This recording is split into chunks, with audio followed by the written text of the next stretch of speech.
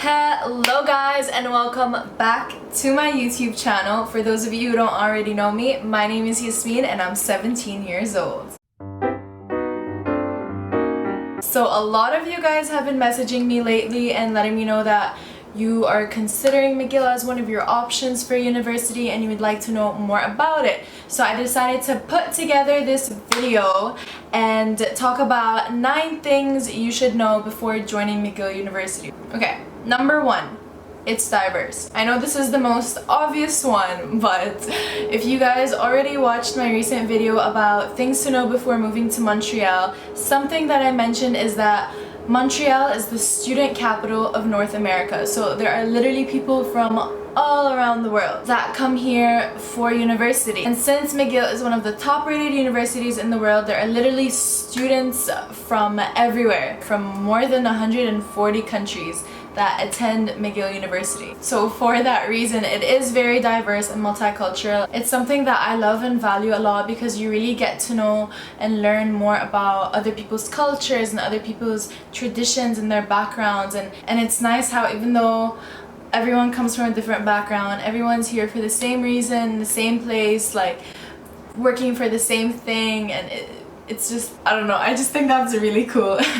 Number 2. Mcgill is very liberal. So before I joined Mcgill, I remember watching a bunch of videos just like this one so I could learn more about it. And something that I remembered is that in one of the videos, I'm not sure who it was, someone mentioned that Mcgill has a huge commitment to broadening people's knowledge about things. And I think it's especially important because we all come from different backgrounds, and for that reason the Mcgill community wants you to feel like you're in a safe and accepting place. You're always going to be exposed to different discussions and different opinions and different perspectives, but everyone's very accepting and understanding and respectful of each other. So yeah, that's that. Number 3, it has a huge party scene. It is the most prestigious uni in Canada. So for that reason, of course, it's a really tough university. But something that I really love is that, yes, the students work crazy hard, but they party even harder. And the thing is, they do that because they know it's well deserved. So for those of you who don't already know this, Mcgill is in the city of Montreal. Montreal is in the province of Quebec in Canada. So the legal age in Quebec is 18. So I think that's one of the biggest things that contributes to the huge party scene, especially if you're a freshman, because when you first join university, you're just like so excited. You're like, I want to do this, I want to do that, I want to attend every single event.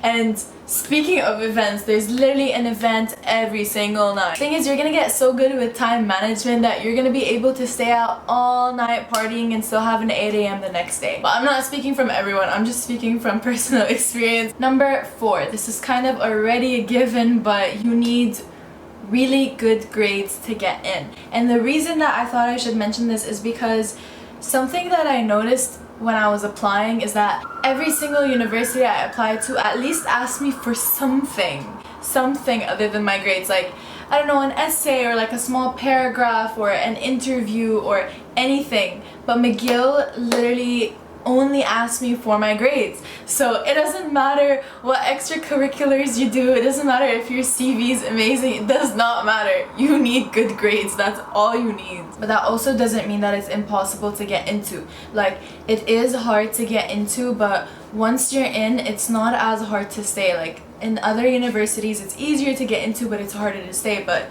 I find it the opposite here. My first semester I actually took a psych class and I was kind of struggling a little bit before my exam, so I went to my prof to talk to him and I was expressing my concern for not being at least like the average or a little bit above. And something that he told me was that all of you students back in high school were in the top 20%, or you had really good grades, and that's why when you come here you're not the best anymore, you're not one of the best anymore, and you're not one of the top anymore, because everyone is just as smart as you. The reason that I'm mentioning this is because I know for some people who like were so used to like being number 1 or like having the highest grades or whatever, went to uni and their grades just went and they were just not having it. But like, yes, you need really good grades to get into it, but just because you had really good grades in high school doesn't mean you are going to be one of the top students and whatever. Because something else that he also explained to me was that because this university accepts the top students, our exams are made for the top 20%. They're made for the top students. Even if they had really good grades in high school and that's the reason that you got in, that does not mean you will still be the best, because that 20% is gonna be spread over 100%. You could be at the 0 and you could be at the 100. You never know, and that's okay. So everything I just said basically leads up to number 5. The classes are gonna kick your ass. So since McGill is one of the best universities, and like I mentioned, everyone who was the top student back in high school will no longer be the top student. The exams are made for these types of students. The classes are made for these types of students. It is a hard school, so it is competitive. So what that means is you need to be on top of your shit. There is no room for error. There is no room for mistakes. You need to constantly be on top of your shit. You might even need to be ahead of your shit. So in my first semester of university, when I was still joining new classes, I didn't know what study methods worked for what class yet, and all of that jazz. I was obviously gonna go through like a trial and error period to see what works best where and what I need to do, but like I said, there is no room for error, so that was a problem for me. I mean, obviously sometimes things happen and that's fine, but something that you need to understand is this is not high school. You can't allow yourself to procrastinate. You can't allow yourself to push everything to the last few days, because first of all, there's no way in hell you're gonna have time without falling behind in all your other classes.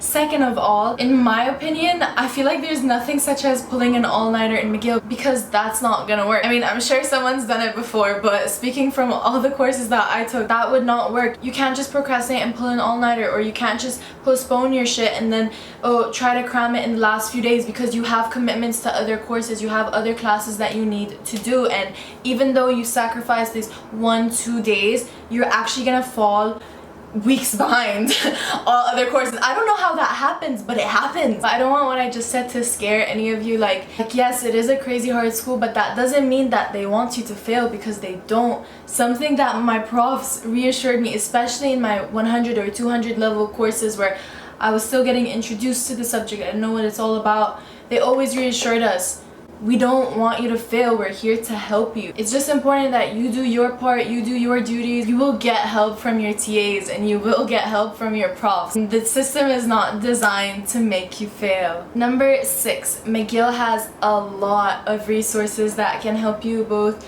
during and post-grad. So something that I think is amazing and I love and use so much is something called MyInvolvment. It's a platform that has webinars and seminars and events and volunteering and so many co-curricular activities, and for some of them, if you do attend or complete a webinar or seminar or whatever it is, you can get credits for your co-curricular record. Personally, I've used it a number of times to take webinars on time management, budgeting, how to deal with stress, note-taking strategies, test-taking strategies. I cannot even fathom how much this has benefited me. And the thing is, you feel like you're in a real class, like you're just like, okay, you're writing notes and you're like trying to speed up, and then there's like a homework at the end if you want the credits or whatever. But anyways, the point is, take advantage of these resources. I didn't even know this existed until I was digging through my emails once and I was like, wow, what is this? This can help me so much. They have things like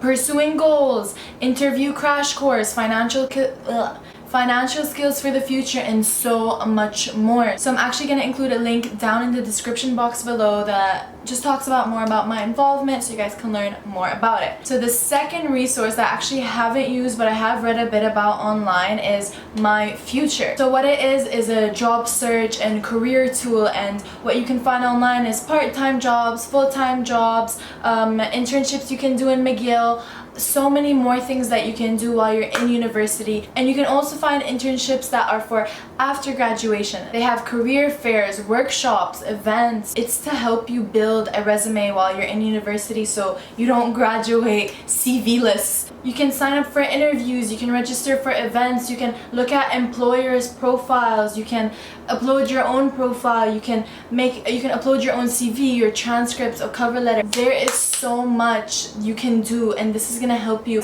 Take advantage of this tool. I mean, I have not, and now that I'm talking about it, I kind of regret not, but it's okay. I have 3 years to do that, so I'm good.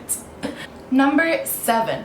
FROSH is a big part of your freshman university experience. For those of you who don't already know this, FROSH is basically a part of orientation week, and it's a full like 5 days of just events every day, and it's all about community and fun and activities and partying and getting to know each other and bonding and so many things. It's so fun. I personally loved my FROSH experiences so much. This is during orientation week, so this is before university even starts. Although a lot of universities do FROSH, the reason that I think it's such a big part of your freshman university experience is because FROSH is so unique to Mcgill. And the reason that is because there's so much hype on FROSH, and it lives up to that hype. It lives up to the expectations. Something that I actually talked about a lot is that Mcgill tries really hard to help you integrate before university even starts. So a lot of people go to universities with their friends, but a lot of people don't. And like I said, there are students from more than 140 countries around the world that go to this university, and they want everyone to integrate because Mcgill is going to be your home for the next 4 years, so they want you to have a good experience joining it, you know, before the classes kick your ass. But personally, I had no friends coming with me to Mcgill. I don't even live on dorms. I didn't live on dorms in my first year. But I actually made one of my really good friends in FROSH. Yes, FROSH is all about community building and social activities and parties and fun.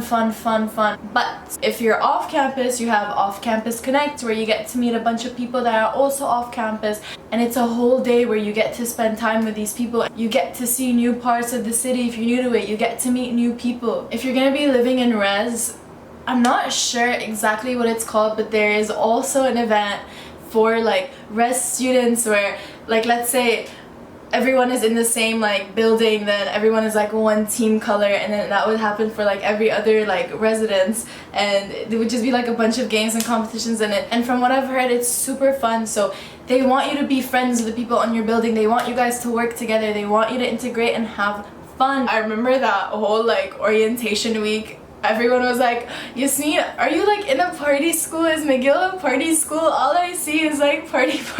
And I was like, no, it's just orientation week. But it is just as fun as they say it is, and it helps you feel more comfortable. It helps you get a vibe of the university, of the people you're gonna be around for the next 4 years. And it's not like you're gonna meet one group of people. You're gonna meet gazillions of people, and it's not like everyone is already in their groups and they're best friends and there are cliques and whatever. Like, everyone literally doesn't know each other. Like, there's such a low chance that they do, and they rarely do. But regardless, everyone is accepting. Everyone wants to make friends. Okay, number 8.